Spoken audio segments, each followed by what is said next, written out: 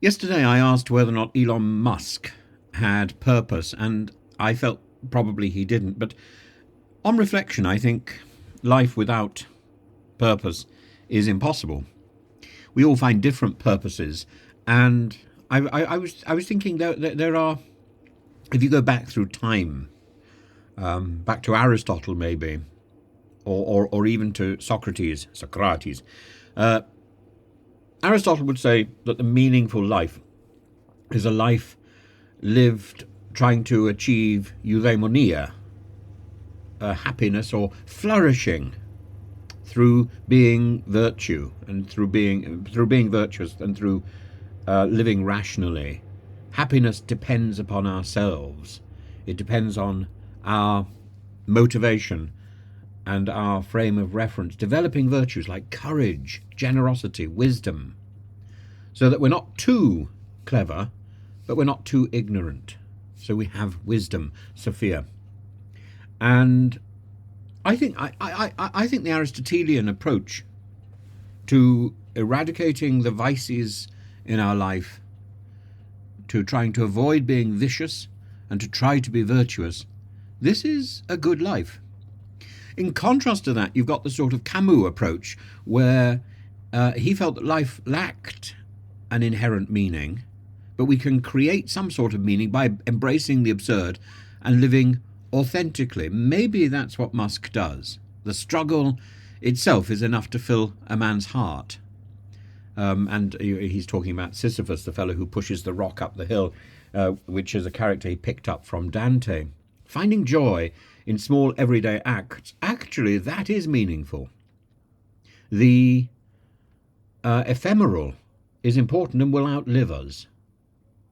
The stuff that we drop behind us, the sweet papers, will be found by archaeologists in years to come, and they will define us as the flake society, the society of the Mars bar. And in contrast, you've got the sort of Nietzsche or the Machiavellian approach where meaning is linked to power. The Twilight of the Idols, the he who has a why to live can bear almost any how. Purpose in seizing power, achieving a personal goal, such as mastering even a small skill like baking a cake, or achieving artistic excellence, or making an animated film, or finishing a video, or seizing control of a nation, a country. It's about control over yourself and over others. I'm not sure that's necessarily a goal which is prudent. Control of yourself, yes. Joy in small things, yes. Confucius would say that meaning involves society and cultivating harmony within society. It's about integrity, the integrity of the home, and from that we get the strength of the nation. That I believe is what he was talking about. Building meaningful relationships that contributes to both the family and the community. And that's not so far from Thatcher's understanding of a political life where we recognize that society is made up of individuals.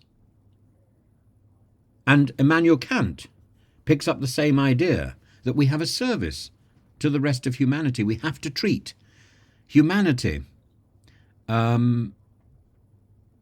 always at the same time as an end, never merely as a means. The categorical imperative. We have a moral objective, which is to be honourable, I think, as opposed to simply focusing on simple pleasure. But the Epicureans, and Epicurus himself, are very much misunderstood. The Epicureans were not so much pleasure lovers as people who recognized that pleasure was limited.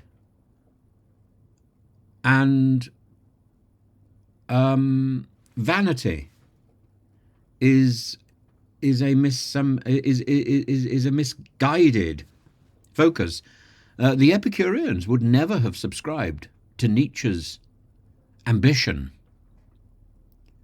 Enjoying a meal with friends, appreciating the beauty of a sunset. This is what Epicurus was celebrating. Not gluttony. Not gluttony, and appreciating the moment.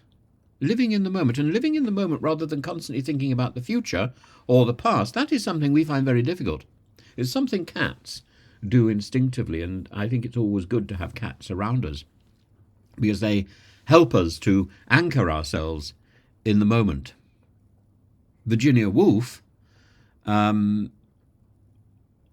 about arranging things, or arrange whatever pieces come your way, and the ability to express your inner thoughts and your emotions through art, through writing. Crafting something is a way to channel the emotions and to leave a legacy. In fact, unfortunately, I think it also means to leave a babble of potentially nonsense. Sometimes it's better to be quiet. I find that very difficult. To be like the Buddha, to be mindful, to be present, not to dwell in the past, not to dream of the future, to concentrate the mind on the present. And that, of course, is also what the Epicureans were doing. We can strive for justice, like John Stuart Mill.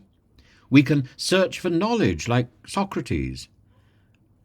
But in the end, maybe we need to think about leaving a legacy, like Marcus Aurelius. What we do now echoes in eternity. We need to leave behind the best of what we are and get on with collecting these little moments of beauty.